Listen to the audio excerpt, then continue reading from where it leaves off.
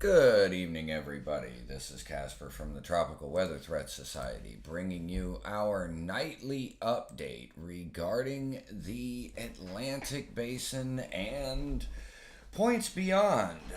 We've got another little area of interest that we'll have to keep an eye on for the Eastern Pacific going forward.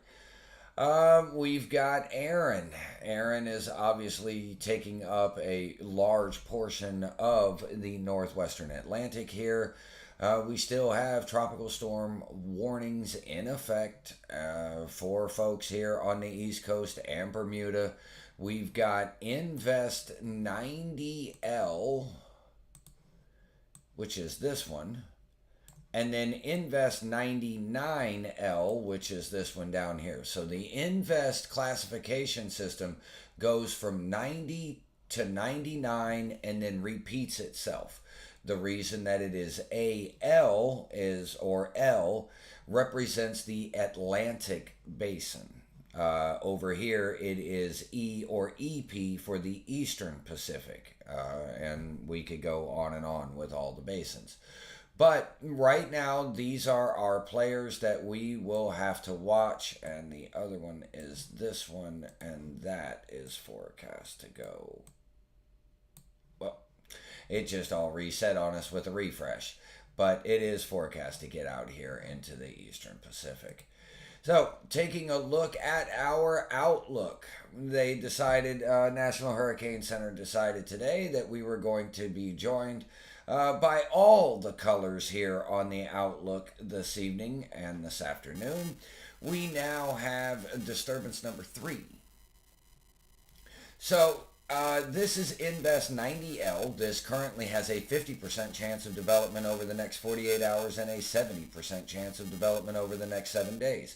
As you can see by its forecast potential track here and its hatched area for highlighted for development, this is going to be pulling up and out into the open waters in behind Erin. Folks in Bermuda need to monitor the progress of Invest 90L very closely.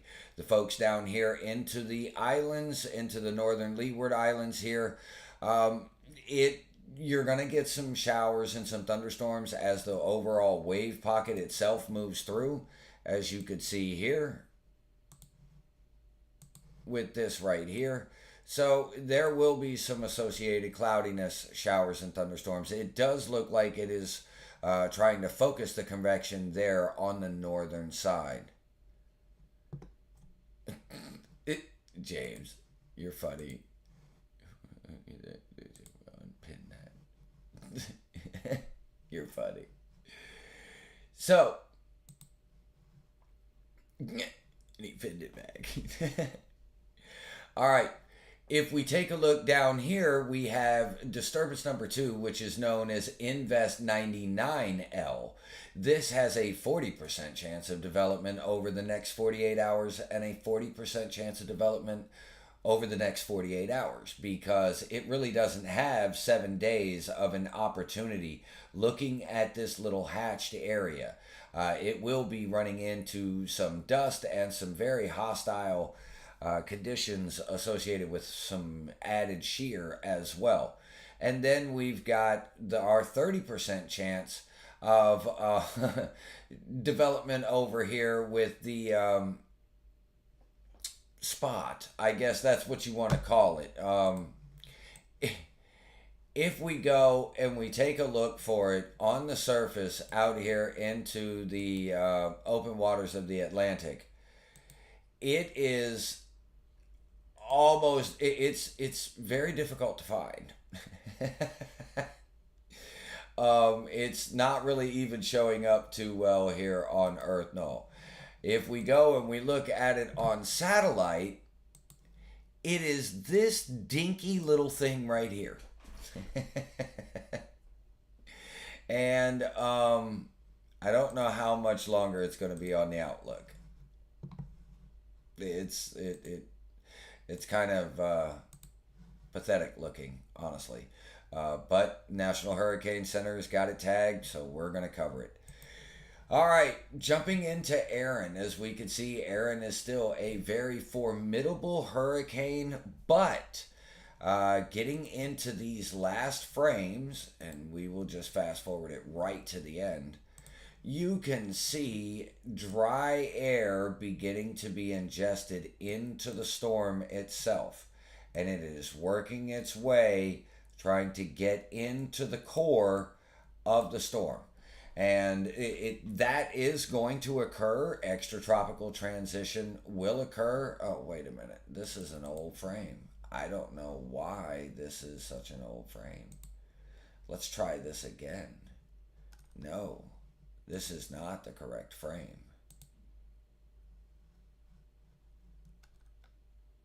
That is not the correct frame. It is still trying to ingest dry air, as we could see here, but that was definitely not the correct set of frames. My apologies there. As we can see, as the sun is coming down on that, again,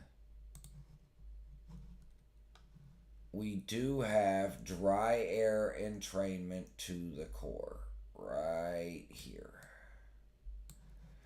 And we can confirm that by going into the infrared. As you could see, there's not a lot. All we got to do, and we'll just run that right to the end. So, Erin, though, still has a very, very formidable core. A very formidable core. So, we're definitely going to continue with the hurricane advisories, at least for the next few hours. It's still got a decent core. I mean, it's going to be longer than a few hours, but it's definitely not giving up the fight easily, that's for sure. So as of the 5 p.m. Eastern Daylight Time advisory, we're currently located at 36.4 north, 69.1 west, about 370 miles east-northeast of Cape Hatteras, North Carolina, about 375 miles northwest of Bermuda. Maximum sustained winds 100 miles an hour. Present movement is northeast at 20 miles an hour, increasing forward speed at 50 degrees. So it is definitely moving away from land and gaining speed as it does. Minimum central pressure is 952 millibars. With this advisory, the tropical storm warning south of Duck, North Carolina has been discontinued. We still have a storm surge warning in effect for Cape Lookout to Duck, North Carolina, and a tropical storm warning in effect for Duck, North Carolina to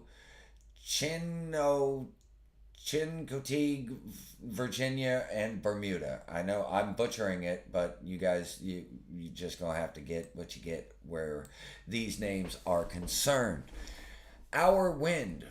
So what we're looking at is we're still going to be dealing with a little bit of wind as the sun starts to go down tonight. The Carolinas and stuff like that, the winds are going to start to slowly subside. I would not be surprised, as with the 8 p.m. Intermediate advisory on Erin, that the tropical storm warnings for the rest of the east coast of the United States get discontinued.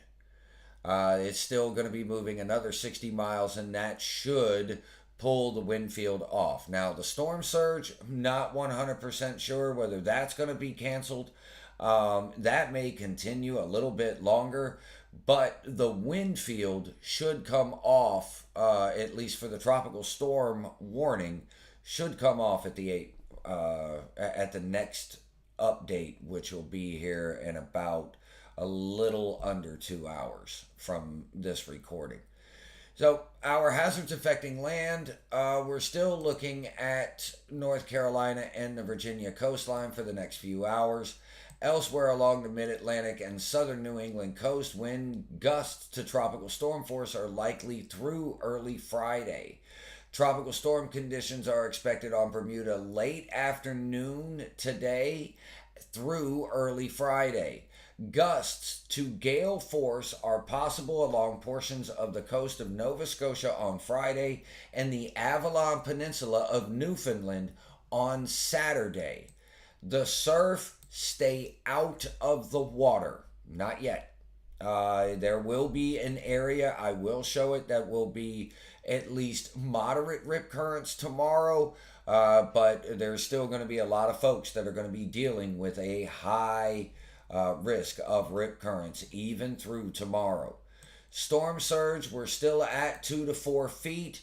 High tide should be occurring here up there right around sunset. So we're going to get one more run of high water and with the wave action, and then that should lessen it out. That's why I'm wondering maybe with the 11 p.m. advisory, we get the storm surge warning canceled as the high tide cycle begins to, we go from an incoming tide to an outgoing tide.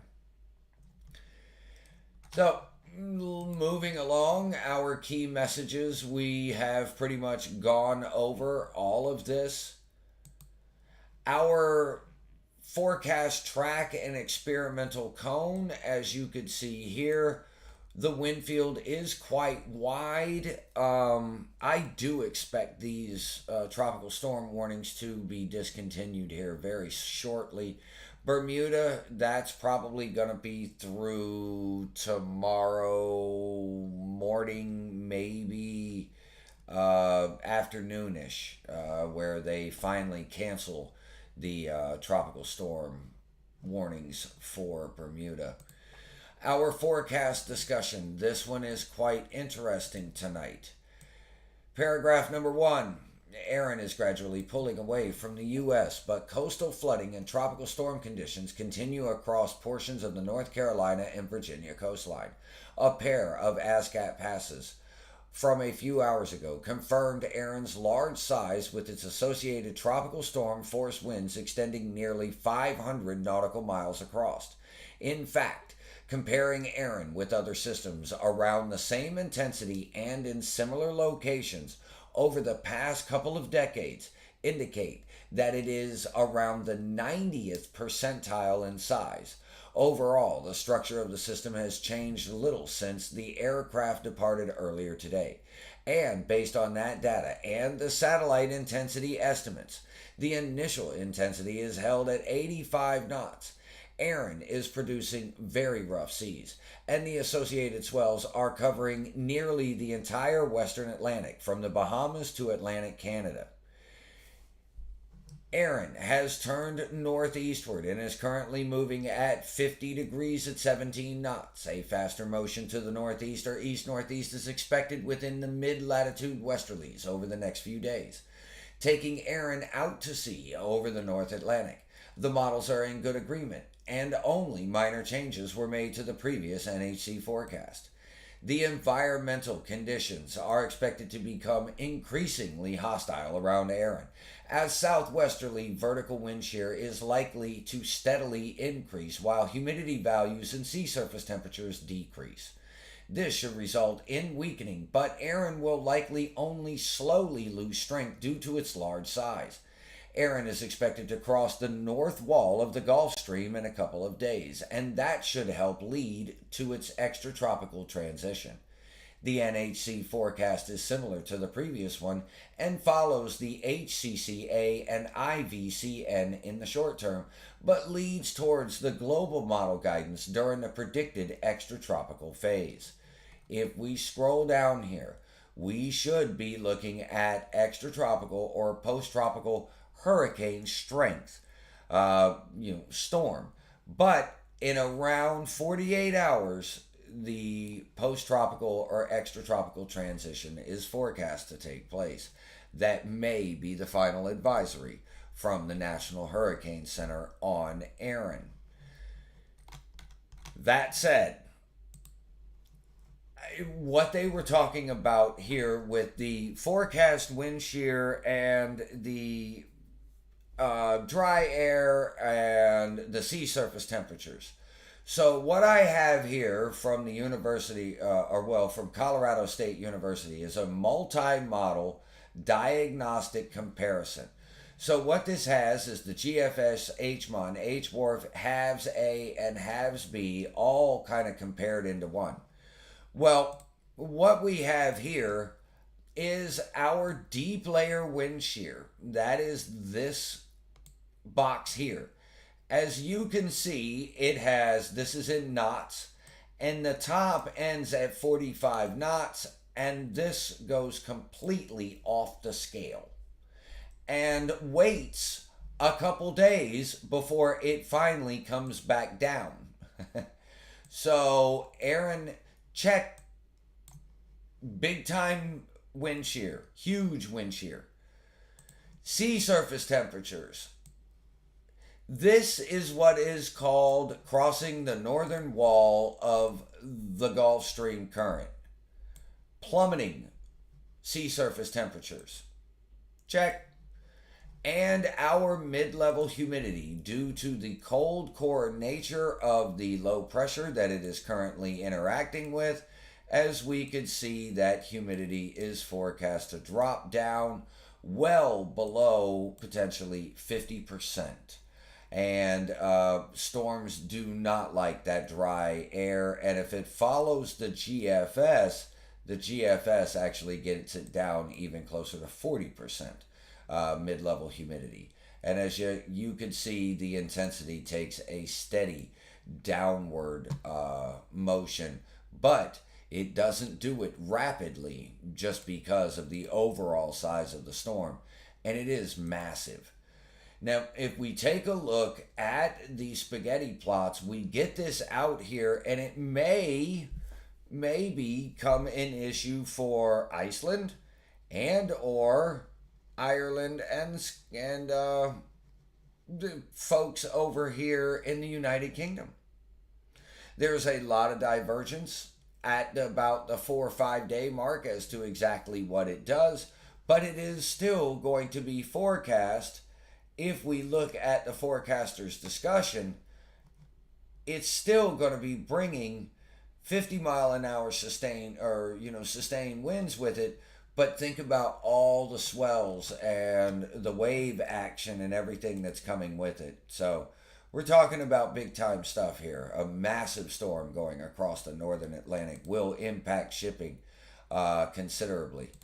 We've got a 1 to 2 foot here from Montauk Point to Rockaway Inlet on Long Island. That is probably going to be the last one, and here into the New Jersey area as the storm continues to lift north and push the wind here. After this tide cycle, I am hoping that this gets discontinued and we go down to maybe a 1 to 3 foot or 1 to 2 foot water rise. Our rip current, as you can see today, stay out of the water. No excuses, just don't get in the water. Tomorrow, there is one spot to where you could, and that is here on the South Carolina and Georgia coast, back up away from where the swells are coming from. You may find a little bit of an area here on the South Carolina coast, but please exercise caution. It is still a moderate rip current risk, and I would imagine that there is going to be a major amount of currents that are occurring below the water surface. So the waters are still going to be churned up. I would recommend that you not, but if you are, that is going to be about the only spot that you're going to find where I would agree with it. Anywhere in the red, stay out of the water. And I just recommend that. For Florida here, your wave action won't be as high. You still got a high amount of rip currents. Follow the beaches, follow the flags, make sure you swim. If you are going to go into water, make sure that you get out there where a lifeguard is. If you are caught in a rip current, relax and swim parallel to the coast. So this way you can break the current and then you can get back to land. Okay, our forecast advisory. This is going to be the last night that I show this, but I really want to show this for pretty much everybody else. If we go in and we take a look at the forecast valid right here, our forecast tropical storm force wind field from the southwestern quadrant to the northeastern quadrant, stretching this way across the storm, 700 miles wide. It is very rare to see systems like this, to where, especially when you get up into the 600-mile range, we're really starting to cross into rare territory, which right now we're currently at approximately 500. This wind field is only forecast to continue to expand and to grow as it continues to move out over open waters. And the forecast gets it up to 700 miles wide. Now we're definitely walking into some very rare territory. And Erin it's certainly going to be one that is remembered for a while, especially for its wave action. And as you can see here with its wave action, watch what this does to the Atlantic Ocean as it moves through. Look at this. Look what heads towards Europe. I mean, this is 90 hours out, and it has got swells and wave action going through the majority of the Atlantic Ocean, really dominating the entire scene, and then driving a lot of these swells and wave action up into parts of Europe. And it'll be very interesting to see if this is going to make that left turn. Is it going to make a right turn?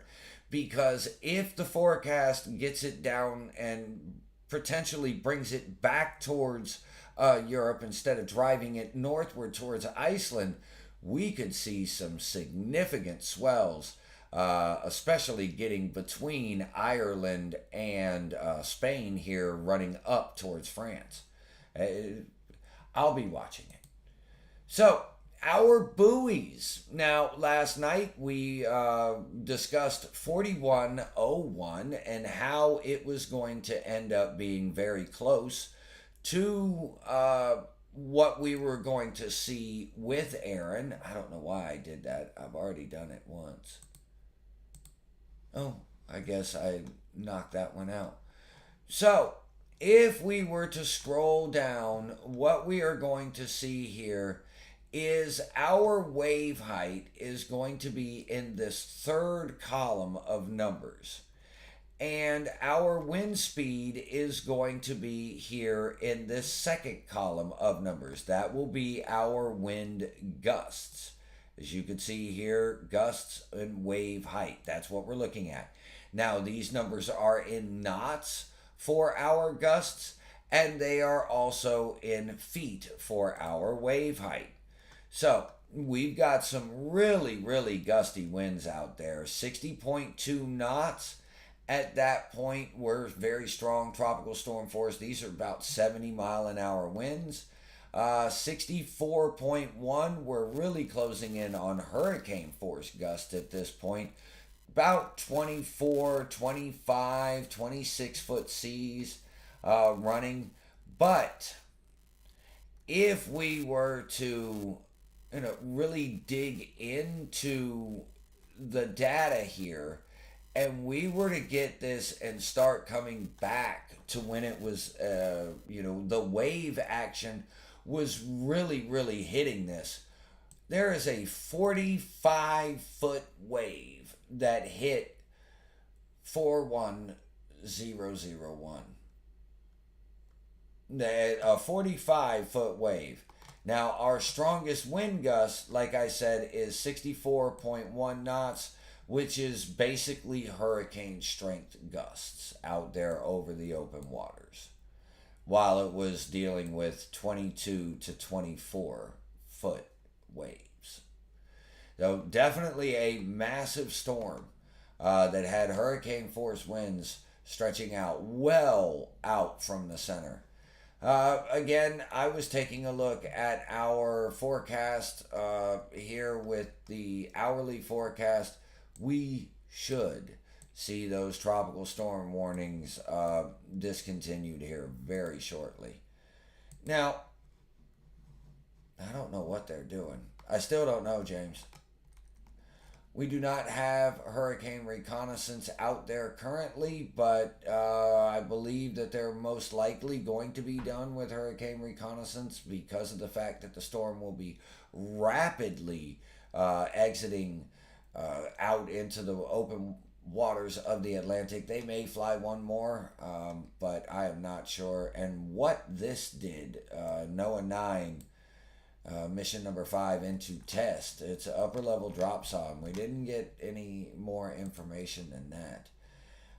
Looking at our real-time products here, 85 knots, 88 knots. I would not do the Dorvac technique. It is missing some of its tropical convection. No set of eye wall replacement cycle, and old shear value up 28 knots. But is likely much higher than that now due to the fact that that is a old reading and it is continuing to get further and further into those westerlies. A real quick run through our trends. This is the GFS, the Euro, UK Met, Canadian. As you can see, the Canadians had quite a bit of uncertainty as it gets out here. It's like all over the place. H-Wharf, H-Mon, Halves A, Halves B, TC Coamps.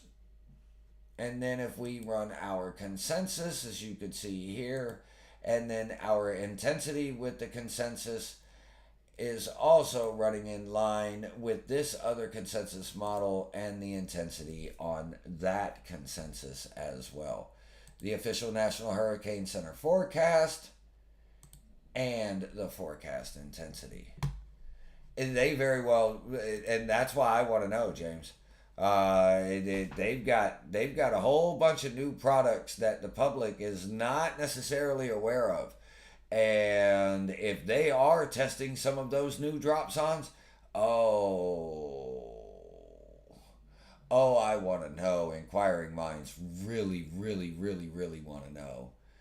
So, jumping into our models going out through the next 10 days, I am going to zoom this into the Gulf of Mexico because there is one thing that I do want to highlight. We've got a couple circles here, and we've got a couple circles here. These are not associated with 99L and the wave propagation across. This is from a stalled out frontal boundary. So if folks are going to be showing those graphics later on, please keep that in mind, that those are from a stalled out frontal boundary system, not necessarily 99L. If we were to compare that with the Euro AI, this is a little bit of a different story. There are a few that are associated with this stalled out frontal boundary. Like these right there. These are associated with 99L and potentially that one as well. Now, granted, we're talking about very, very low chance here. We're 10%, folks. 10. That's it. Not going to throw a big bet on it, for sure. And the models aren't really too overly enthused about it either. Because here we are, the Euro Legacy really didn't have much. We have the Euro AI really doesn't have much. Bermuda, hopefully 90L will track to the east, but there is quite a bit of uncertainty. It does look like it could track to the east, but just monitor it if you would, please. If we compare this all with the GEFS, this is 10 days out. We don't have much, but we've got a steady signal of pulses or waves of energy that are emanating right here. So we could get something trying to run along the northern portions of the Gulf Coast associated with the stalled out frontal boundary and then ejecting out here offshore.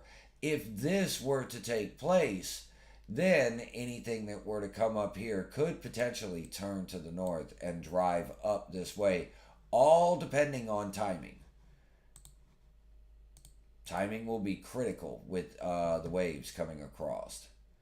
Oh, see, and look, there's 15 days. Look, I accidentally did a slip, but you don't see anything. Nothing. It does look like that we are going to end up with a large lull here over the next little while. If we take a look at Google DeepMind, we will zoom in so we catch both basins here because of the Eastern Pacific. We will discuss that. As you can see, there goes the Invest 90L. There's a decent signal on that from DeepMind. But this one little blip, that one little circle rolling through the Caribbean, that's 99L. And as you can see, offshore of the Baja may be drawing in a little bit of moisture into the southwestern United States. That remains to be seen. But then one little blip right there, day 10, and running along the troughing feature. So just the overall pattern setup for folks here in the Gulf, if we're going to get something, we've got to watch that spot right there. So right now we don't have anything, but to ease the worries and concerns of the folks up here, we have to watch this spot. This is going to be critical. Right now we have nothing. So good news to report. Yeah, I don't like it either, Sammy. And the reason that I don't like it is the MJO cycle is currently in a suppressed phase right now. And we are going to end up with that enhancement coming back on the backside in September, where we've got even lower shear values. And things will become quite interesting at that point in time, especially that we're going to be potentially going into a La Nina phase. Now, whether the atmosphere lines up into a La Nina setup and we get that reduced shear here, and, you know, depending on strong frontal boundaries, but it remains to be seen. The Western Caribbean, the Gulf is untapped, and the Western Caribbean with the Central American gyre and the return of CAG. I don't want to talk about it, but what goes up, it appears in the beginning of the season and always appears in the end of the season. And it's the end of the season where it gets very, very nervous and very concerning because you get very little time to prepare. You could have something that was hardly anything and a major hurricane in 3 days, and knock knock. It's not a fun time, especially for us folks here in the eastern Gulf of Mexico and on the Florida West Coast when we get into the month of October. It honestly, to put it into a blunt term, it sucks. It's quite nerve-wracking.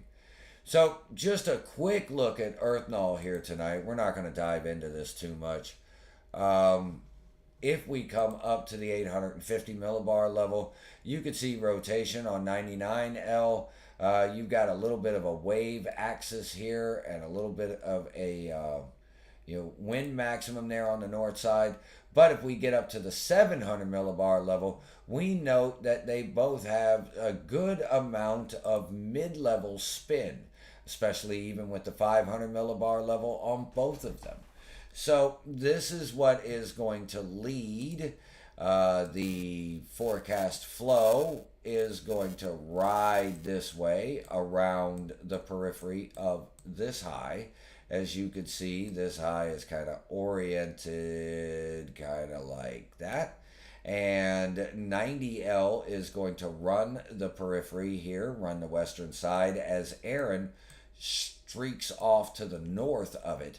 This one, on the other hand, because of this flow here, this is going to kind of come up and then come down and then potentially come back. And as a matter of fact, hold on, give me 1 second.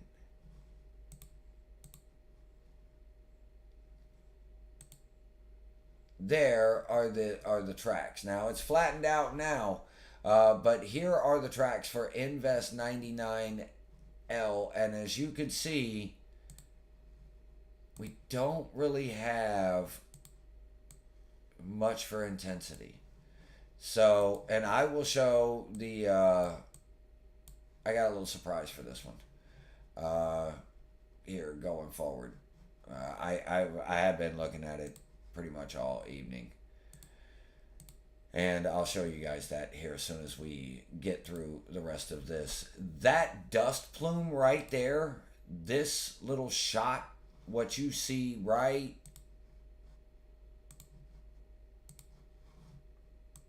this burst right here.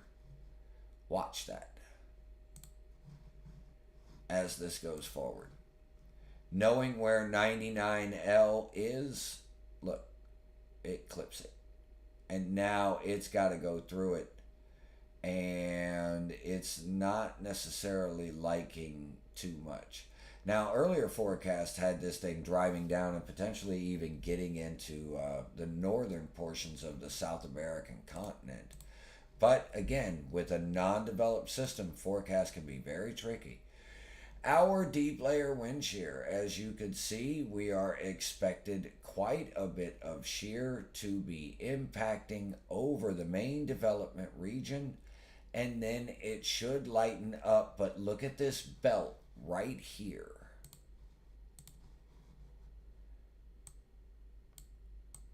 Both GFS and Euro confirm that there is going to be winds out of maybe the northwest at this point, kind of right in front of the islands, and we're out 126 hours on the Euro. So if that were to verify, then that is going to only inhibit Invest 99L from really having much of anything. Our 700 millibar humidity, Euro on the left, GFS on the right, and this is approximately 2 miles up above the ocean surface, and it's going to show our humidity values here in green. And if you note, that dry air really keeps things compressed down towards maybe the Barbados and the southern Windward Islands, getting down towards maybe Aruba, Bonaire, and Curacao, the ABC Islands in the northern portions of South America. So if that were to occur, as we continue to run this forward, you will see that with the trough, with the frontal boundary, which is right there, and right there, as this comes down, the flow kind of turns this way due to the erosion of the high and the western flank of it not being as strong. So we get this little bit of moisture riding up. This is on the GFS, riding up from the monsoon trough in the intertropical convergence zone. At about sort of kind of getting into about that time, we may see a little bit of enhancement. Let me go back. Where's the GEFS? So for the folks that know how to read this, This is, and it should draw concern to you right here. This may be the propagation of a Kelvin wave. And I'm wondering about this. Because as this were to progress from west to east, and as it were to get over into our basin, if I were to erase this, knock that out, if we look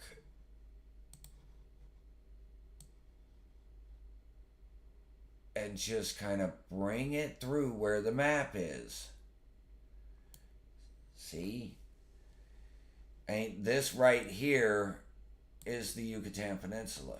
Getting up there, this actually, that's Honduras and Nicaragua, and the Western Caribbean sits right there. So, maybe. With the moisture drop, maybe. It'll be interesting to see what these models come up with afterwards, because we get a moisture draw here, the Euro doesn't agree.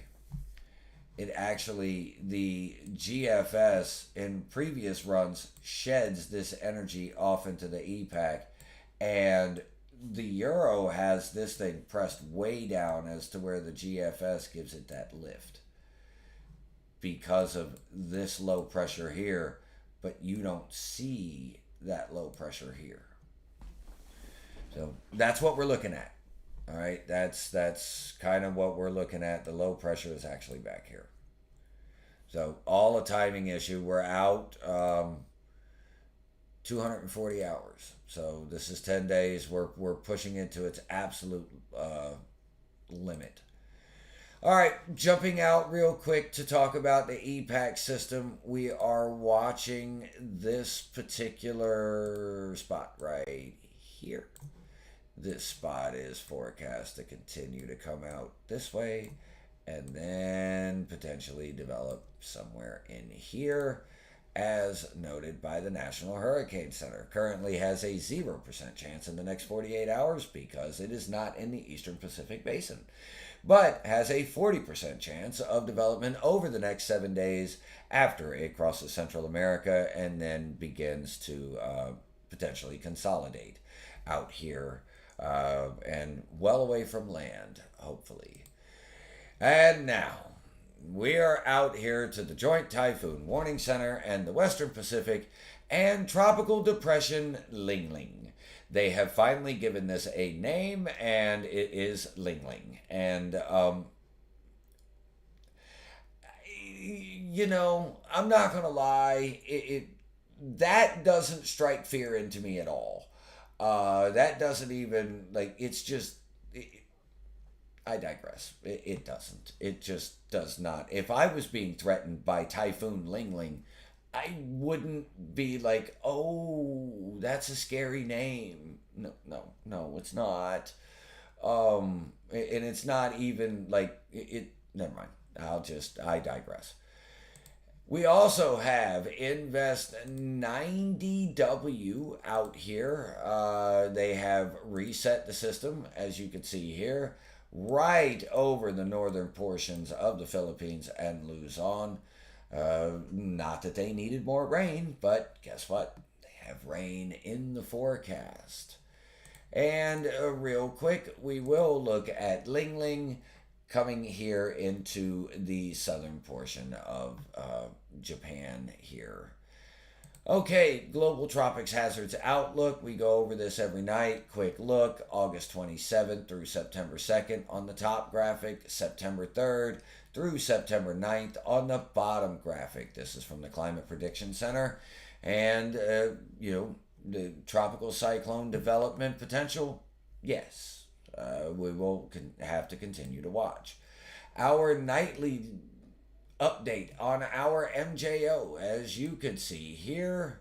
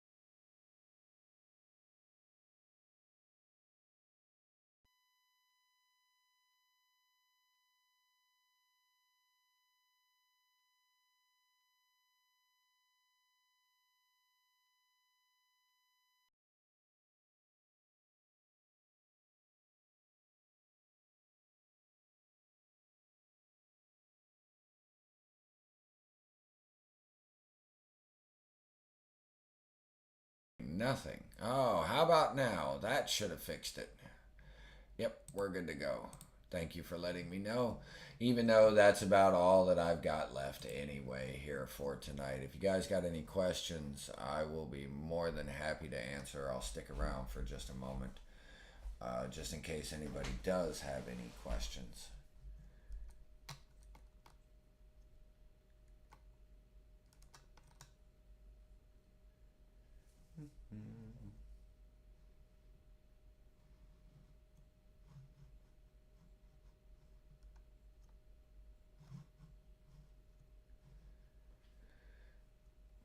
All right, I don't see any questions falling in there, so I will go ahead and cut it down here for tonight.